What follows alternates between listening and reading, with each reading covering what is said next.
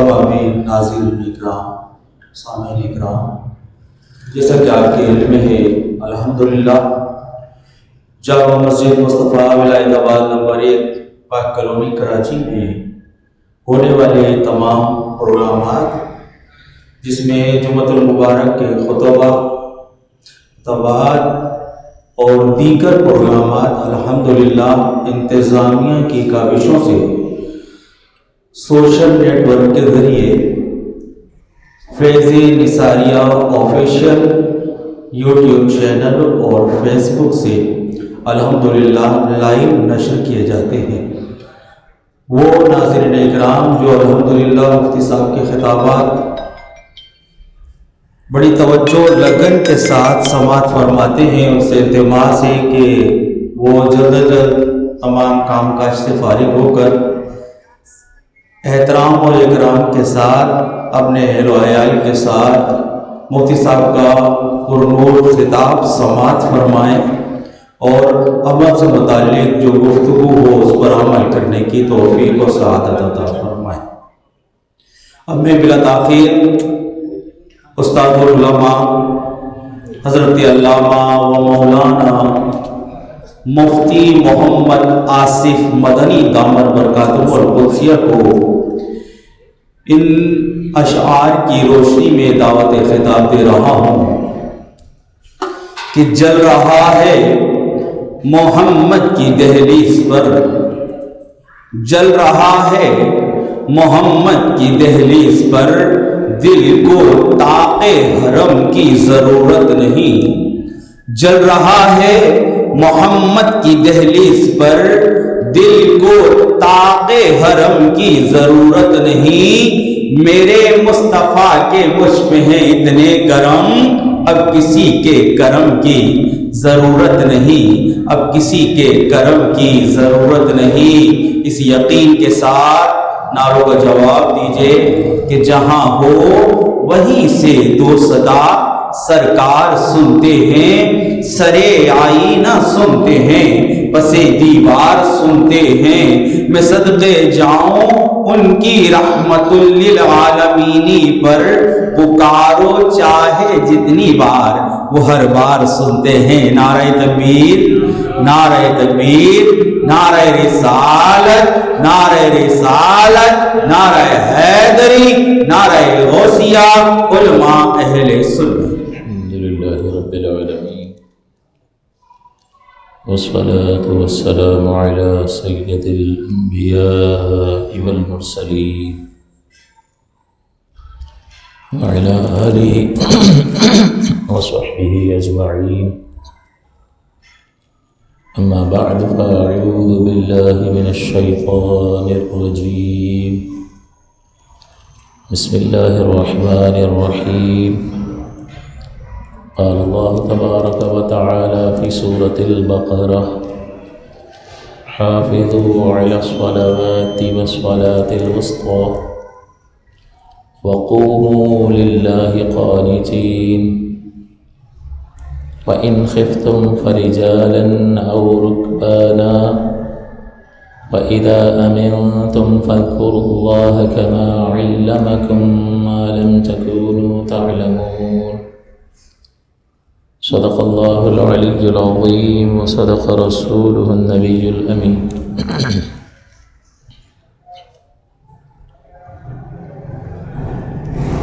سورہ بقرہ کی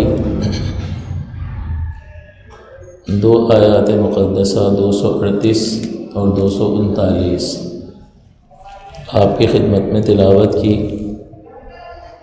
ان آیات مقدسہ میں نماز کی فرضیت اور اہمیت کا بیان ہے۔ اس سے ماقبل 2 دروس میں ہم نے حقوق زوجین سے متعلق کلام کیا اور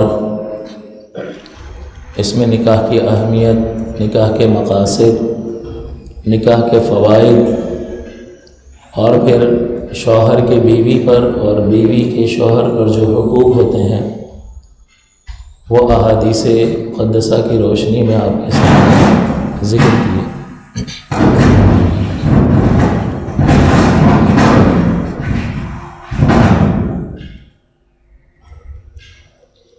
آج نماز سے متعلق ان دو آیات کے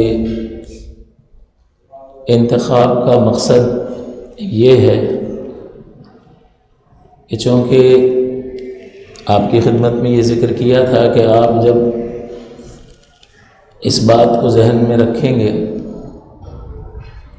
کہ دین اسلام غالب ہونے کے لیے آیا ہے اور اپنی تمام تر برکات ہر سطح پر پہنچانے کے لیے آیا ہے، یہ مقصد ہے۔ اللہ نے قرآن بھیجا، اپنے پیارے نبی کو بھیجا، اور اس ڈیو پروسیس کے مختلف مراحل ہیں جس میں بارہا میں یاد دہانی کرواتا رہتا ہوں تاکہ ایک مسلمان کے ذہن میں یہ چیز رہے کہ مقصد یہ ہے، یہاں تک پہنچانا ہے، فائنل پروڈکٹ یہ ہے۔ اور اس کے یہ مختلف مراحل ہیں جس میں اپنی ذاتی اصلاح ہے، اپنے ماتحتوں کی، اپنے گھر والوں کی اصلاح ہے، پھر جو اپنے لیے پسند کرتا ہے اپنے مسلمان بھائی کے لیے بھی پسند کرے اور اسے دوسروں تک پہنچائے۔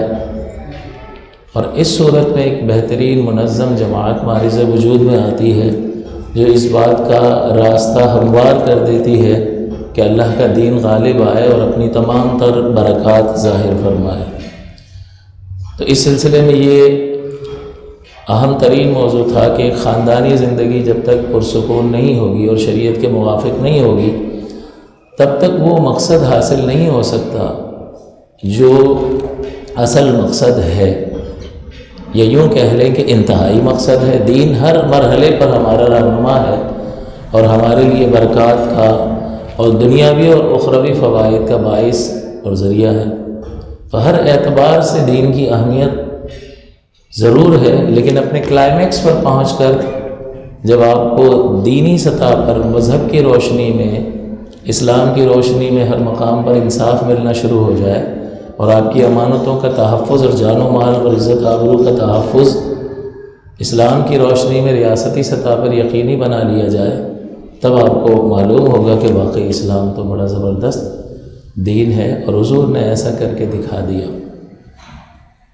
تو یہ جو اہم ترین مرحلہ تھا خاندانی زندگی کا، اس پر دو جملے لگانے کا مقصد یہی تھا کہ حضور علیہ السلام کی زبان اقدس سے نکلے ہوئے کلمات کو زیادہ سے زیادہ پیش کیا جائے اور اپنا تبصرہ کم رکھا جائے، تاکہ حضور علیہ السلام کے کلام مبارک میں اور اللہ کے کلام میں جو برکت ہے وہ ہم عام لوگوں کے کلام میں تو نہیں۔ تو لہٰذا احادیث مقدسہ کی روشنی میں آپ کی خدمت میں وہ مضمون ذکر کیا اور اس کی اہمیت کو واضح کیا۔ آج نماز کی آیات کا انتخاب کرنے کا مقصد کیا ہے، کیا ربط اور تعلق ہے ان دونوں میں؟ تو دیکھیں، اللہ تعالیٰ نے ان آیات مقدسات سے پہلے جو ابھی میں نے تلاوت کی سورہ بقرہ کی آیت نمبر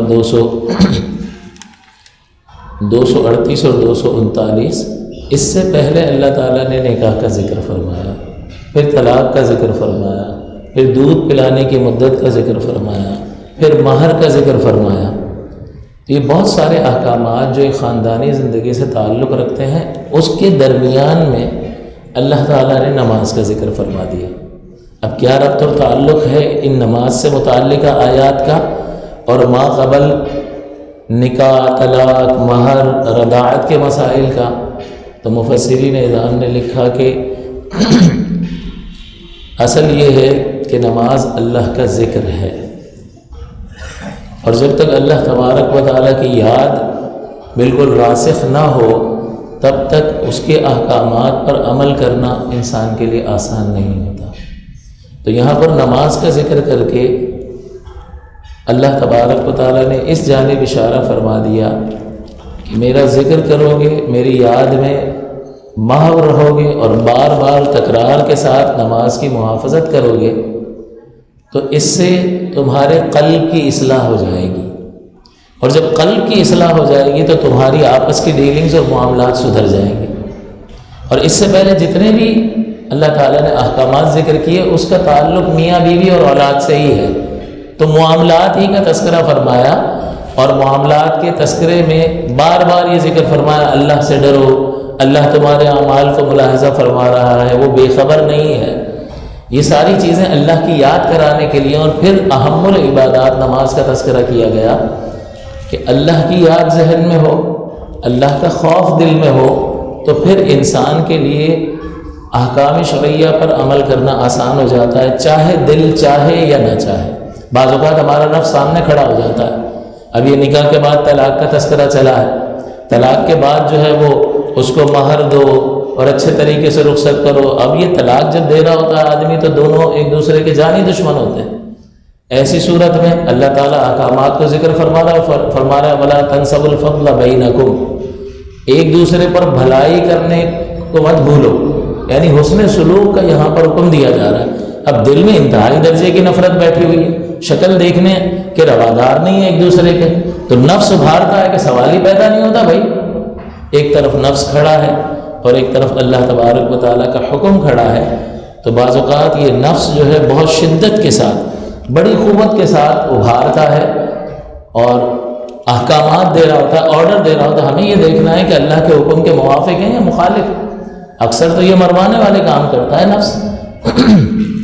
ان النفس لامارۃ بالسوء، کہ یہ نفس جو ہے وہ تو بہت زیادہ برائی کا حکم دینے والا ہے۔ تو اللہ تبارک و تعالیٰ نے یہاں پر جو حکم نماز کا بیان فرمایا، اس کا مقصد یہ ہے کہ یہ ایسے معاملات ہیں جس میں دل کے اندر بہت کچھ ہوتا ہے اور نفس کھڑا ہو جاتا ہے، تو اللہ تعالیٰ نے یہاں نماز کا ذکر فرمایا کہ میری یاد اگر تمہارے دلوں میں تازہ رہے گی اور میری بارگاہ میں بار بار حاضر ہوتے رہو گے، تو پھر میری محبت، میرا ذکر تمہیں میرے مطابق، میرے حکم کے مطابق عمل کرنے کے لیے، نفس کا مقابلہ کرنے کے لیے مضبوطی فراہم کرے گا۔ تو اللہ تعالیٰ نے یہاں پر اس حکمت، یہ ایک حکمت ہے، ہزارہ حکمتیں ہوتی ہیں اللہ تعالیٰ کے احکام کی۔ تو معاملے کی باری تھی تو اللہ کے ذکر سے قلب کی اصلاح ہو جاتی ہے، اور جب دل سنبھرا ہوا ہو تو بتاؤ وہ نفس کو کسی کھاتے میں لائے گا؟ ایک آدمی پکا نمازی ہے اور وہ نفس کے تقاضوں کو رد کر دیتا ہے جب نماز کا وقت آتا ہے، چاہے فجر کا وقت ہو، چاہے عشاء کا وقت ہو، چاہے عصر کی نماز کا وقت ہو کہ دھندے کا ٹائم میں رش لگا ہوا ہے، چلا جائے گا۔ تو نفس تو کہہ رہا ہوتا ہے اس وقت بھی کہ بھئی تھوڑی دیر کے بعد میں پڑھ لینا، قضا کا کہاں کہہ رہا ہوں، لیکن وہ اپنے وقت پر اس کو ادا کر رہا ہوتا ہے باجماعت۔ تو نفس تو مقابلے میں آتا ہے، لیکن یہ نماز کی ادائیگی اور اللہ کا ذکر ایسی چیز ہے جو انسان کے اندر ایسی قوت پیدا کر دیتا ہے جس سے قلب کی اصلاح ہوتی ہے، اور اس قوت سے انسان نفس کا مقابلہ کرنے میں کامیاب ہو جاتا ہے۔ تو اللہ تعالیٰ نے یہاں پر جن معاملات کو ذکر فرمایا، اس کے بعد نماز کا ذکر کرنے میں یہ حکمت ہے۔ اور حافظوا علی الصلوات کا مطلب یہ، حافظوا کے بعد علی آیا، اس کا مطلب یہ ہے کہ بار بار تکرار کے ساتھ نماز کی حفاظت کرو۔ ایسا نہیں کہ جمعے کی ایک نماز پڑھ لی اور پھر چھٹی ہو گئی، معاذ اللہ، اللہ تعالیٰ ہمیں محفوظ فرمائے۔ یہ بہت بدبختی کی علامت ہے اور بہت بڑے خسارے کا سودا ہے۔ تو اللہ تعالیٰ فرمایا حافظوا علی الصلوات، نماز پر محافظت کرو تکرار کے ساتھ، بار بار، کیونکہ تھوڑی تھوڑی دیر میں جب اللہ کی بارگاہ میں حاضر ہونا ہے تو اس بیچ کے وقفے میں انسان جرائم سے بچ جاتا ہے، کیونکہ اسے معلوم ہوتا ہے ابھی تھوڑی دیر بعد اللہ کی بارگاہ میں کیا منہ لے کر حاضر ہوگا۔ اسی لیے فرمایا ان الصلاۃ تنہی عن الفحشاء والمنکر، کہ بے شک نماز بے حیائی اور برائی سے روکتی ہے۔ شیخ عبد القادر جیلانی رحمۃ اللہ علیہ سے کسی نے پوچھا کہ حضرت مجھے کیسے پتہ چلے کہ میری نماز قبول ہو رہی ہے یا نہیں ہو رہی؟ تو آپ نے فرمایا کہ اگر تیری نماز تجھے بے حیائی اور برائی کے کاموں سے روک دے تو سمجھ لے قبول ہو رہی ہے۔ تو اللہ تعالیٰ نے یہاں پر محافظت کا ذکر فرمایا، اور حفاظت کس طرح سے ہوگی کہ اس کے تمام تر شرائط اور ارکان کے ساتھ اسے وقت کی پابندی کے ساتھ ادا کیا جائے۔ پھر دوسرا یہاں پر ذکر کرنے کا مقصد ایک تو یہ ہو گیا کہ قلب کی اصلاح ہوگی اور معاملات درست ہو گئے، دوسرا یہ کہ یہاں شوہر کا، بیوی کا اور اولاد کا تذکرہ ہو رہا ہے، تو یہاں یہ بھی اشارہ ہے کہ نماز اللہ کا ذکر ہے اور اتنی اہم ترین عبادت ہے، اس معاملے میں تم اپنے گھر والوں کے بارے میں غافل نہ ہونا، بلکہ انہیں ابھارتے رہنا اور انہیں اس عبادت پر مائل کرنا اور انہیں پابند بنانا۔ حافظوا علی الصلوات، نماز کی محافظت کرو، اس سے فرضیت کا بھی ثبوت ہوتا ہے، نماز فرض ہے۔ اسی طرح سے اللہ تعالیٰ نے جو آگے فرمایا، اور نبی کریم صلی اللہ علیہ وسلم نے بھی فرمایا کہ ہماری سستی نماز سے متعلق اللہ تعالیٰ رحم فرمائے کہ اس کو اپنایا نہیں، دین کو اپنا سمجھا نہیں۔ حضور ہمارے ہیں، ہمارے نبی ہیں، ہماری شفاعت کریں گے، سب ہمارا ہمارا ہمارا۔ دین کا کام ہمارا کام ہے؟ ہمارے نبی کریم صلی اللہ علیہ وسلم کی مبارک سنت کیا ہے؟ آپ جا رہے ہیں تو فرما رہے ہیں میں تمہارے درمیان دو چیزیں چھوڑ کر جا رہا ہوں، ایک قرآن اور دوسری میری اہل بیت۔ افراد بھی بہترین دے گئے، صحابہ بھی بہترین افراد، اور اپنے گھر سے شروع ہوتا ہے نا کام، بہترین افراد دے گئے اور بہترین کتاب دے گئے، کامل ہدایت۔ ہم میں سے ہر ایک اپنے آپ سے سوال کرے کہ کیا دے کر جا رہا ہے حضور کی اس سنت پر عمل کرنے کے اعتبار سے۔ چلو اگر آپ عالم نہیں ہو تو اچھے مسلمان، اچھے افراد اس معاشرے کو ضرور دے سکتے ہو، اپنی اولاد کی تعلیم و تربیت کا اہتمام کر کے۔ اور شوہر پر یہ لازم ہوتا ہے کہ وہ اپنی بیوی کو عقائد بھی سکھائے گا، عبادات کا علم بھی سکھائے گا، اور جو وہ معاملات کرتی ہے ڈیلنگز وہ بھی سکھائے گا، اور گناہوں کی معرفت بھی اس پر لازم ہے۔ نہیں سکھائے گا تو اس نے اللہ کے حکم کو پورا نہیں کیا اور وہ گناہ گار ہوگا۔ اسی طرح سے اولاد کو سکھانا لازم ہے، تو اگر سکھائے گا تو جو اولاد عمل کرے گی اس کا اجر اس کے نام اعمال میں بھی ہوگا۔ اب اس کو ذرا ریورس دیکھ لیں کہ نہیں سکھائے گا تو پھر وہ جو بدکاریاں کریں گے اور اللہ کے احکام کی ناقدری کریں گے تو اس میں ہمارا بھی کچھ حصہ شامل ہوگا یا نہیں ہوگا؟ ہوگا۔ تو اس کا مطلب یہ ہے کہ ان کی نااہلی جو ہے وہ اپنے مقام پر، لیکن اس کا ضرر جو ہے والدین تک پہنچے گا کہ تمہیں دیا تھا، تمہارے ہاتھ میں دیا تھا، تم نے اس کی اہمیت کو سمجھا یا نہیں سمجھا، تو ہم نے دین کو اس طرح سے نہیں اپنایا۔ صدیق اکبر رضی اللہ تعالیٰ عنہ کو دیکھیں، ایمان قبول کیا، جتنا مال تھا حضور کی بارگاہ میں پیش کر دیا۔ انسان کے پاس کیا ہوتا ہے؟ مال ہے، جان ہے اور افرادی قوت ہے۔ صدیق اکبر نے سب کچھ رکھ دیا۔ عشرہ مبشرہ کہ جن کو حضور علیہ الصلوۃ والسلام نے دنیا میں زندگی میں جنت کی بشارت دی، ان میں سے 6 صدیق اکبر کی دعوت پر ایمان لائے۔ حضور دعا کرتے ہیں حضرت عمر کے بارے میں کہ یا اللہ حضرت عمر بن حشام یا عمر بن خطاب کے ذریعے سے اسلام کو قوت عطا فرما۔ اللہ تعالیٰ نے حضرت عمر بن خطاب کے حق میں دعا کو قبول فرمایا، اور پھر اسلام کا غلبہ آپ نے دیکھا۔ تو حضور دعا فرما رہے ہیں کہ غلبہ عطا فرما۔ اگر حضرت عمر کو اسلام لانے کے بعد اپنے معمولات ہی میں مشغول رہنا تھا، اپنے انہی روزمرہ کی روٹین ہی کو جاری رکھنا تھا جو وہ پہلے رکھے ہوئے تھے، تو پھر کائے کی طاقت، کائے کی قوت؟ بس اتنی قوت کہ ایک آدمی مسلمان ہو گیا، 39 سے 40 ہو گئے۔ لیکن کیسی قوت حاصل ہوئی ہے کہ اس سے پہلے خفیہ طور پر نماز ادا کی جا رہی تھی، لیکن اس کے بعد صحابہ کہتے ہیں کہ ایسی قوت حاصل ہوئی کہ حرم کعبہ کے اندر علل اعلان ہم نے نماز ادا کی۔ یہ وقار اور شان اللہ تعالیٰ نے آپ کے ذریعے سے عطا فرمائی۔ تو کہنے کا مقصد یہ کہ ان لوگوں نے اپنا لیا۔ یہ باتیں ہم اسٹوری کے اعتبار سے سنتے ہیں، ہاں بہت اچھے لوگ تھے، بڑے بہترین لوگ تھے، سب کچھ قربان کر دیا۔ بھائی آپ نے کیا کیا؟ ہم یہ دیکھ رہے ہوتے ہیں اور سوچ رہے ہوتے ہیں کہ یار وہ کیسے لوگ تھے کہ جو حضور موجود ہیں ان کی باتوں کو سن رہے ہیں، ان کے مبارک اور نورانی چہرے کو دیکھ رہے ہیں، ان کی زبان اقدس سے قرآن سن رہے ہیں، پھر بھی ایمان نہیں لاتے۔ ہمیں ان پر بڑی حیرت ہوتی ہے۔ ہم کیا کر رہے ہیں؟ اپنے آپ پر کبھی حیرت ہوئی؟ یہ وہی تو ہے جو حضور پر اترا تھا 1400 برس پہلے، 1450 برس پہلے۔ اس میں اگر ایک لفظ کی بھی ہیرا پھیری اور اگر کمی بیشی مان لیں تو انسان دائرہ اسلام سے خارج ہو جائے۔ اللہ نے حفاظت کا ذمہ لیا کہ ہم نے نازل کیا، انا نحن نزلنا الذکر وانا لہ لحافظون، ہم ہی حفاظت کرنے والے ہیں۔ تو اللہ حفاظت کرنے والا ہے، تو اپنے بارے میں کبھی گریبان میں ہم نے جھانک کر دیکھا یا آئینے میں اپنی شکل دیکھی ہے کہ ان کفار کو برا بھلا کہتا ہے کہ وہ کیسے لوگ تھے، تم کیسے لوگ ہو؟ وہی اللہ کے رسول کا قرآن جو آپ پر اترا بے عین ہی اسی طرح سے موجود ہے۔ یہ وہی ہے نا جو حضور کی زبان اقدس کے ذریعے سے ہم تک پہنچا، آپ تک پہنچا، کوئی تبدیلی نہیں ہوئی ہے۔ اس کے ساتھ کیا سلوک کیا جو کفار نے کیا تھا؟ وہ انکار کرتے تھے، ہم ایمان لا کر اپنے طرز عمل کے ذریعے سے کرتے ہیں۔ کیا اس مجلس میں اس وقت جتنے افراد موجود ہیں انہوں نے ترجمے اور مختصر تفسیر کے ساتھ پوری زندگی میں قرآن کو ایک بار بھی ختم کرنے کی کوشش کی ہے؟ اس کا مطلب یہ ہے ہمارا سنجیدہ رویہ۔ تو حضور کے دور کے کفار کے بارے میں بڑی حیرت ہوتی ہے کہ کیسے لوگ تھے کہ حضور کی صحبت کو پانے کے باوجود ایمان نہیں لائے، تو ہم کیسے لوگ ہیں؟ یہی تو قرآن تھا، یہی تعلیمات تھی، یہی حضور کی سیرت پاک تھی۔ صحابہ نے اس چیز کو اپنایا ہے، اپنا سمجھا ہے، اور جس نے اپنایا ہے اس نے کام کیا ہے۔ علماء اہل سنت کو آپ دیکھیں گے کہ انہوں نے اپنا لیا ہے، اور وہ اپنی اولاد کی صورت میں اچھے افراد بھی دے کر جاتے ہیں، اور کتابوں کی صورت میں امت کے لیے رہنمائی کے معاملات بھی چھوڑ کر جاتے ہیں کہ ہر وقت دور بدلتا رہتا ہے، علاقے بدلتے رہتے ہیں، اور اس اعتبار سے لوگوں کو ہدایت کی ضرورت ہوتی ہے، اور علماء اپنی زندگیاں لگا لگا کر کتابیں لکھ کر ان کو دے کر جاتے ہیں۔ ہم یہ سوچیں کہ ہم نے کیا کیا۔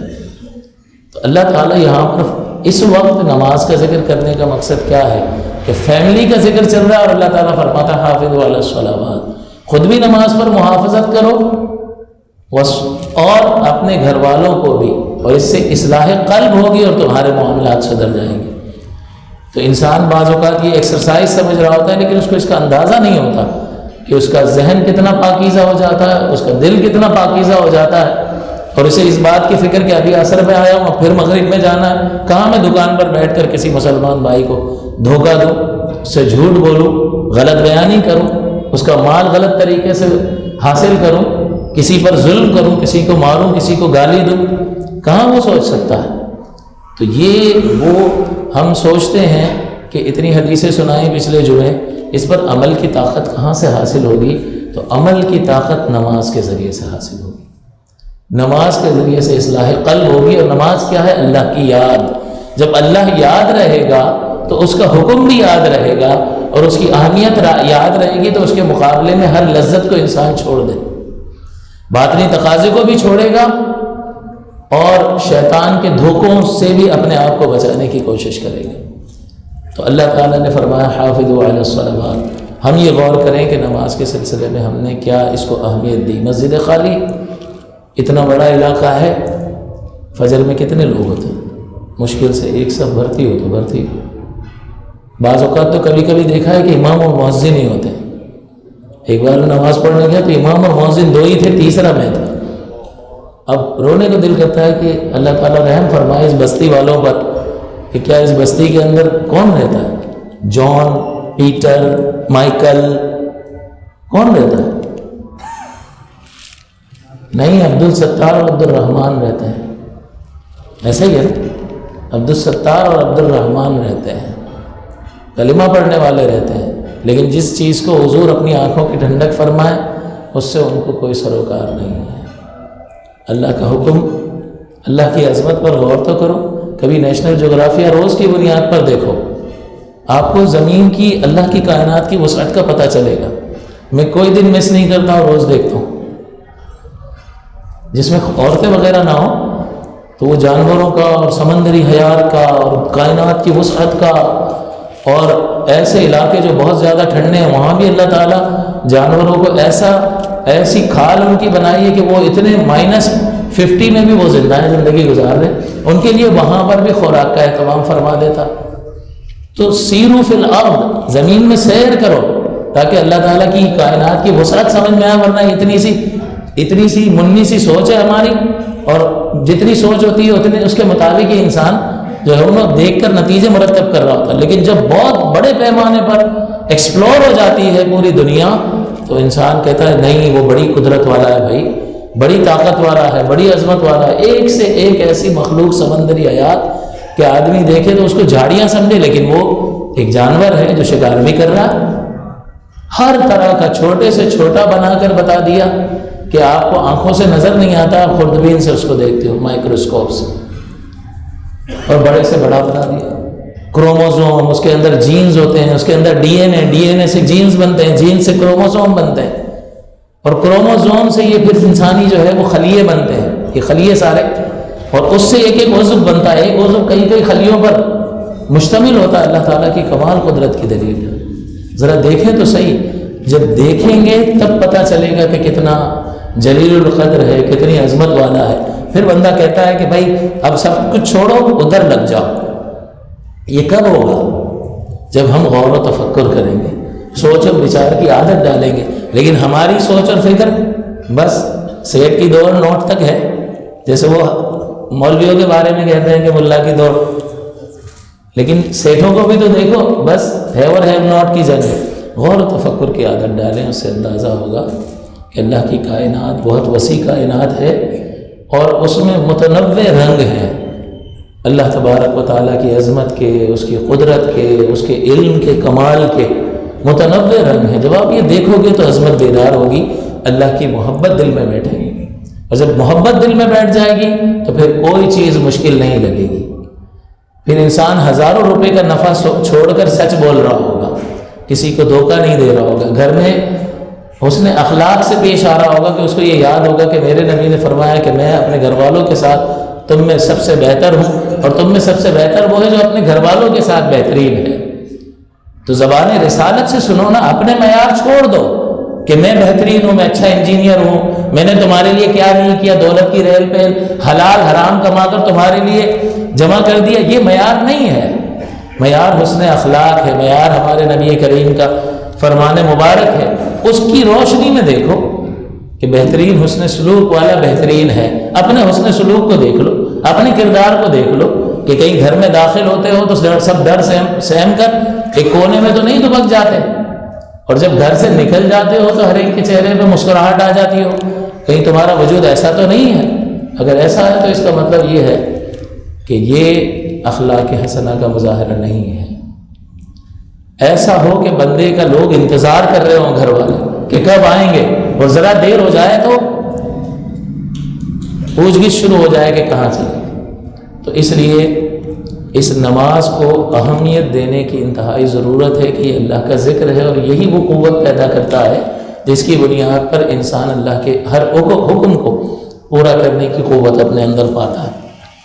حضور علیہ الصلوۃ والسلام نے فرمایا کہ جس نے من حافظ علیہا، کہ جس نے نماز پر محافظت کی تو اس کے لیے لہو نوراً و ہدن و نجاتن یوم القیامہ، قیامت کے دن اس کے لیے نور ہوگا، ہر طرف اندھیرا چھایا ہوگا، ایسی صورت میں روشنی جس کو مل جائے اس کے لیے آسانی ہوگی یا نہیں؟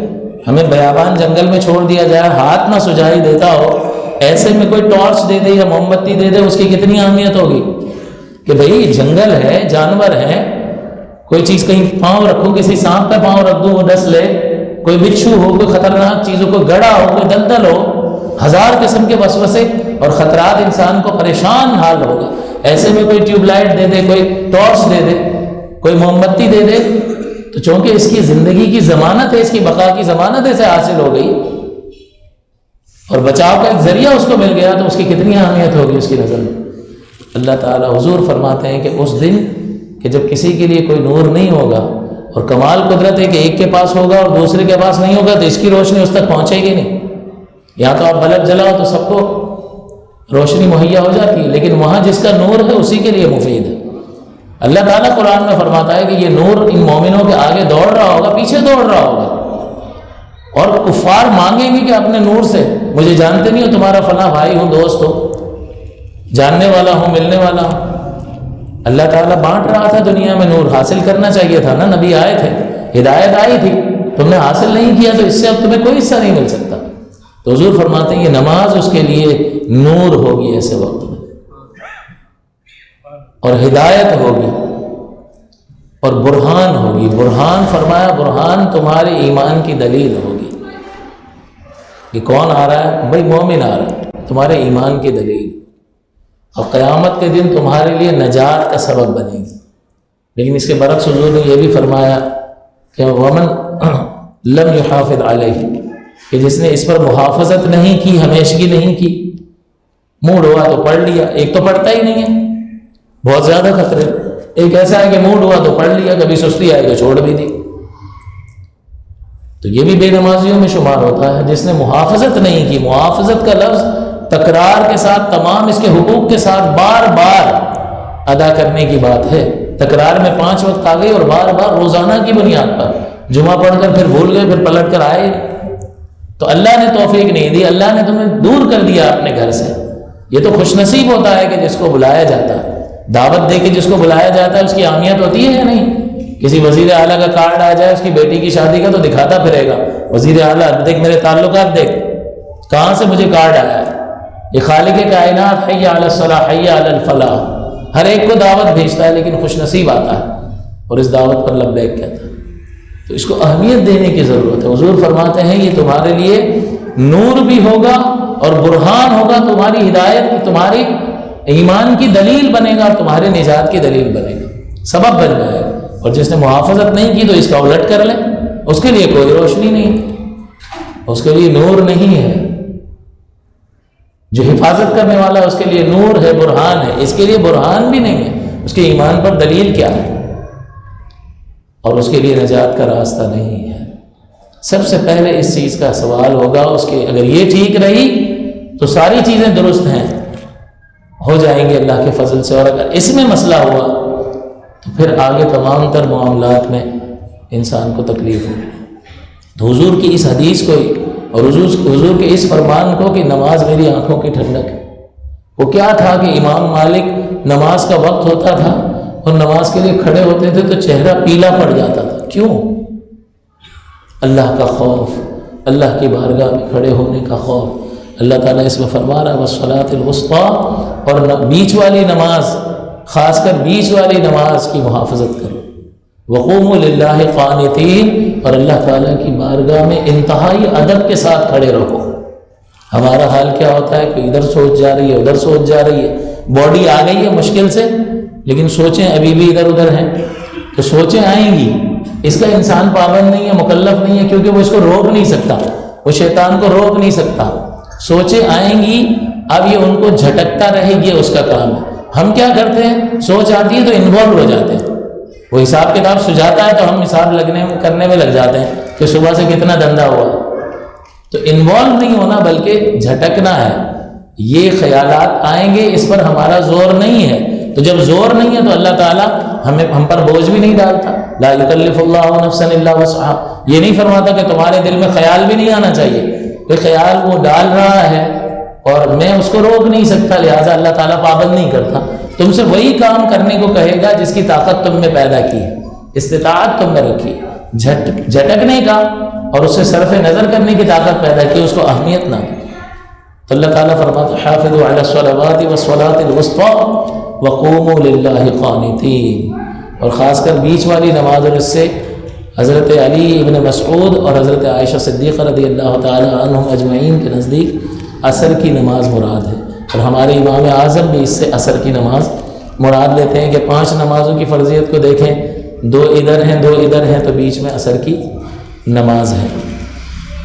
باقی بعض نے جو ہے مغرب کو پہلی نماز مانا ہے کہ مغرب پہ دن ختم ہو گیا، جیسے غروب ہوا، غروب کے بعد ہم نماز پڑھتے ہیں تو دن کی پہلی نماز مغرب ہوئی، تو اس اعتبار سے اگر دیکھیں گے تو فجر کی نماز جو ہے وہ وسطیٰ بن جائے گی، مغرب اور عشاء 2 ہو گئی، پھر آئی فجر بیچ میں، اور پھر ظہر اور عصر آئی، تو اس اعتبار سے فجر، تو بعض کے نزدیک فجر بھی صلاۃ الوسطیٰ ہے، لیکن ہمارے امام اعظم کے نزدیک عصر کی نماز، اور احادیث مبارکہ میں بھی اس کا اشارہ ملتا ہے، بلکہ صراحت ملتی ہے کہ حضور صلی اللہ علیہ وسلم نے جب غزوہ خندق کا موقع آیا، خندقیں بڑی بڑی کھودی ہوئی تھیں اور انتظار تھا، کفار سامنے ہیں، لشکر ہے ان کا بھی، اور بڑا لشکر تھا، بڑی تیاری کے ساتھ آئے تھے، تو اس میں مشغولیت کی وجہ سے عصر کی نماز قضا ہو گئی، تو حضور علیہ الصلوۃ والسلام نے دعائے ضرر فرمائی کہ اللہ تعالیٰ ان کی قبروں کو آگ سے بھر دے کہ جن لوگوں نے ہمیں نماز عصر سے مشغولیت میں رکھا،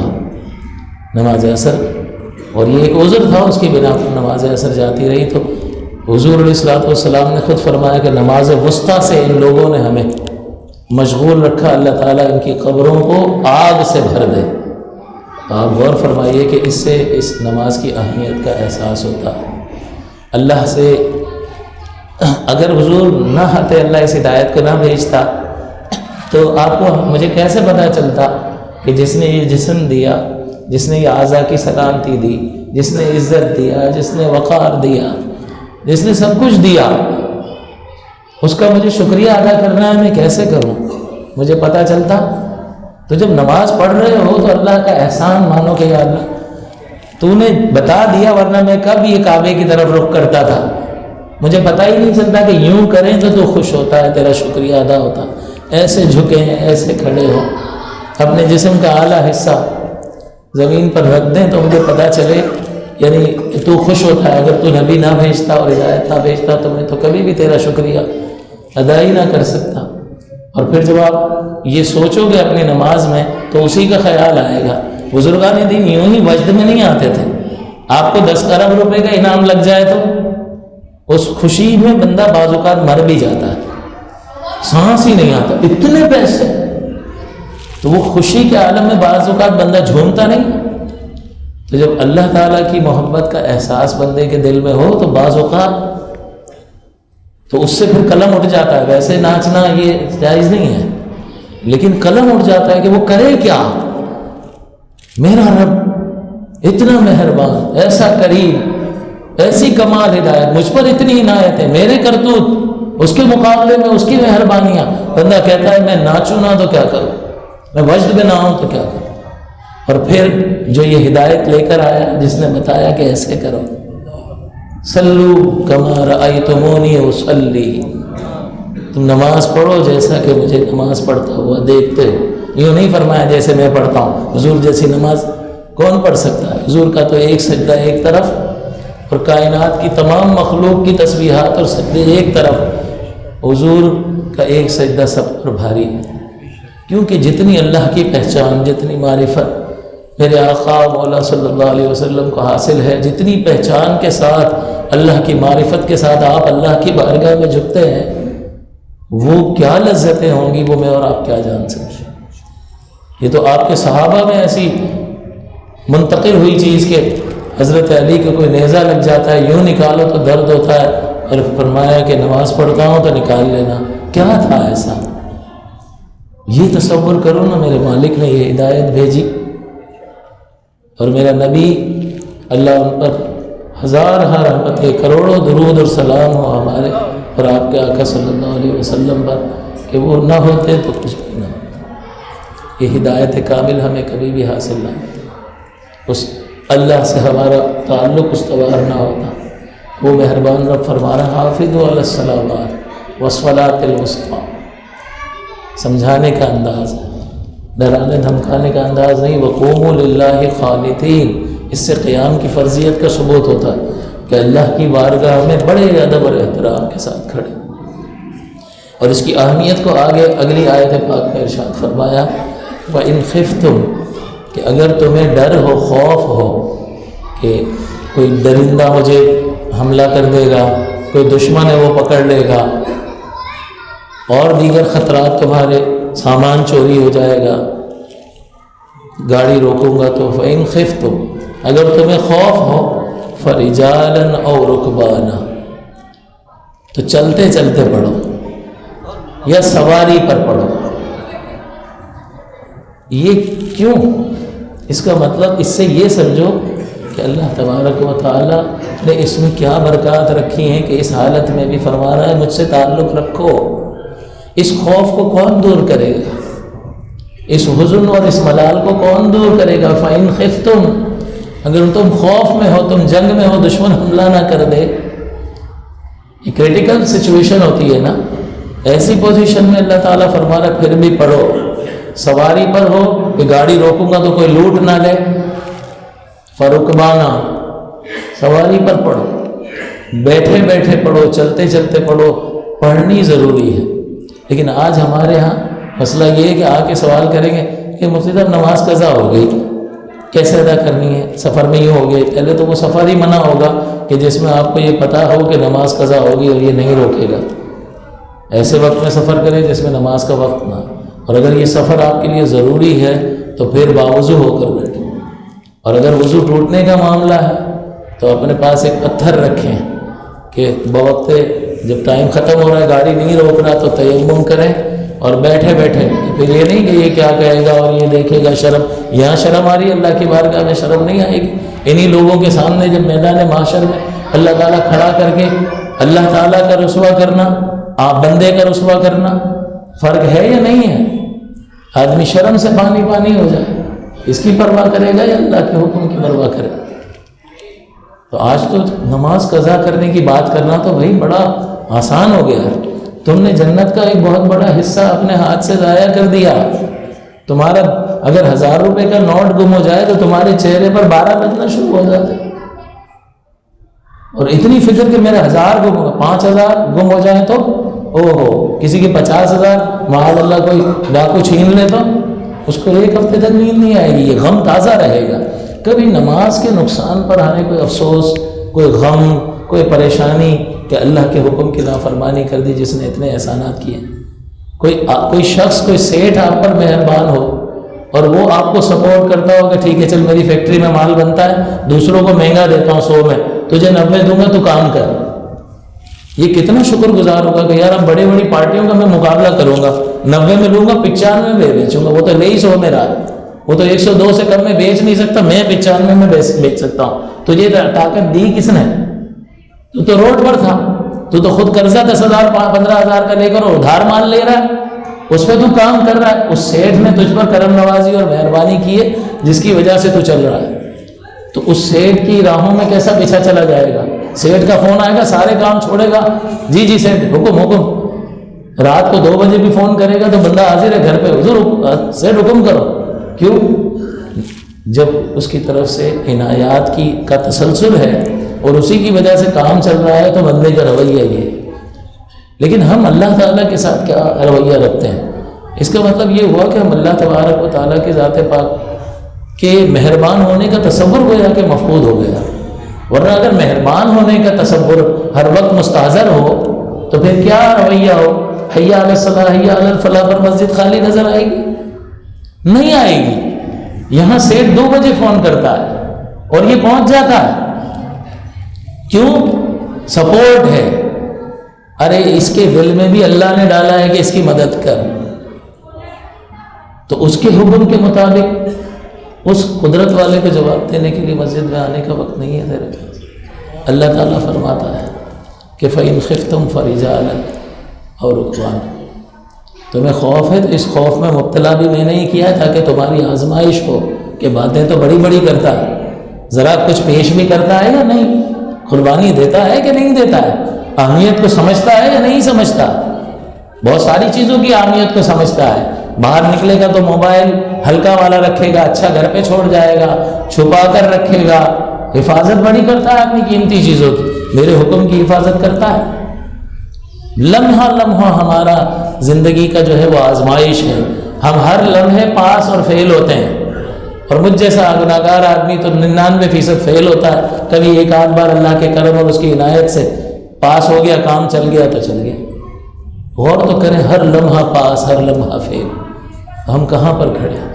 اللہ تعالیٰ اس نماز کی اہمیت کو اس قدر اجاگر فرمائے کہ اگر تم خوف میں ہو, تم میرا ذکر کرو گے, میری یاد کرو گے, تمہارا یہ خوف جاتا رہے. حضور نے ہجرت فرمائی ہے تو کیسے نرغے میں تھے کہ کفار نے اب فیصلہ کر لیا تھا کہ اب معاذ اللہ ثم معاذ اللہ, حضور کو قتل کرنا ہے. اللہ نے حکم دیا ہجرت کا, حضرت علی کو اپنے بستر پر لٹایا, وہ بھی مرد مجاہد جو ہیں وہ اپنی جان ہتھیلی پر رکھ کر اس بستر پہ سو گئے کہ جس پر ابھی کبھی بھی تلوار پڑ سکتی. دروازہ توڑ کے گھسیں گے تو کیا انتظار کریں گے سامنے والے کو جگا کر پھر اس کو قتل کرنا ہے؟ نہیں, اس کو تو ایسے ہی اس کو شہید کیا جائے گا. ایسے بستر پر آپ اور میں سو سکتے ہیں؟ حضرت علی سے حضور نے امانت سپرد کی, اور اللہ تعالیٰ ان کی نظروں کے سامنے سے حضور کو لے گیا ہے. نہیں, اللہ قادر ہے نا, تو اس خوف کو اللہ دور نہیں فرما سکتا.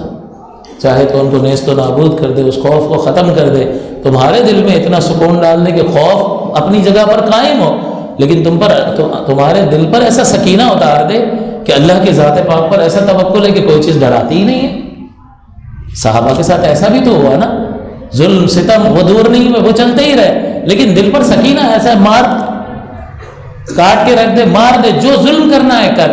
کیا تھا دل پر؟ اللہ نے ایمان کے کمال کی وجہ سے وہ سکینہ نازل کر دیا تھا کہ اب ان چیزوں کی کوئی اہمیت نہیں رہی تھی. ان چیزوں میں بھی اسے لذت محسوس ہوتی تھی کہ رب کے لیے ہے, اللہ کے لیے ہے.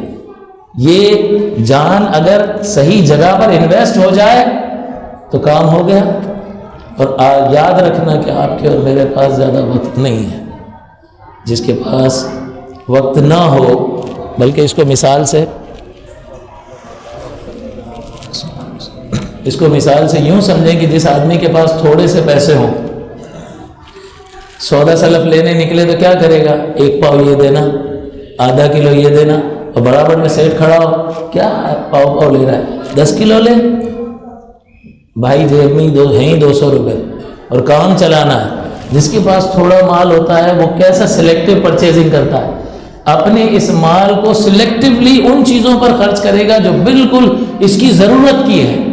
ہمارے پاس زندگی بہت تھوڑی ہے، اس کو کہاں خرچ کر رہے ہیں، اس کو کہاں لگا رہے ہیں؟ بیسٹ آپشن کیا ہے؟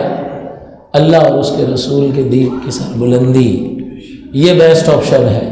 ہم اس امت کو کیا دے کر جا رہے ہیں، یہ سوچ وچار کریں، یہ بیسٹ آپشن ہے۔ تقریر کی ابتدا میں نے یہ عرض کیا تھا، اس وقت احباب نہیں تھے، حضور نے فرمایا تمہارے درمیان 2 چیزیں چھوڑ کر جا رہا ہوں، ایک قرآن اور میری اہل بیت۔ بہترین ہدایت اور بہترین افراد، ہم میں سے ہر ایک اپنے بارے میں سوچ لے کہ وہ اس امت کو کیا دے کر جا رہا ہے۔ کم سے کم اگر آپ عالم نہیں ہیں تو آپ کے ہاتھ میں ایسے افراد آئے کہ آپ اچھے مسلمان معاشرے کو دے کر جا سکتے ہیں۔ اللہ تعالیٰ سوال کرے گا جس سے چاہے گا، اس کی اتھارٹی ہے، اس کی جورسڈکشن ہے، وہ جس سے چاہے گا سوال کرے گا۔ اور اللہ تعالیٰ کے سوال سے خوف زدہ رہنا چاہیے کہ وہ اگر سوال کرے گا، جا کے قبرستانوں میں بیٹھے نا، تو آپ کو پتہ چلے گا کہ کتنی وحشت کا مقام ہے۔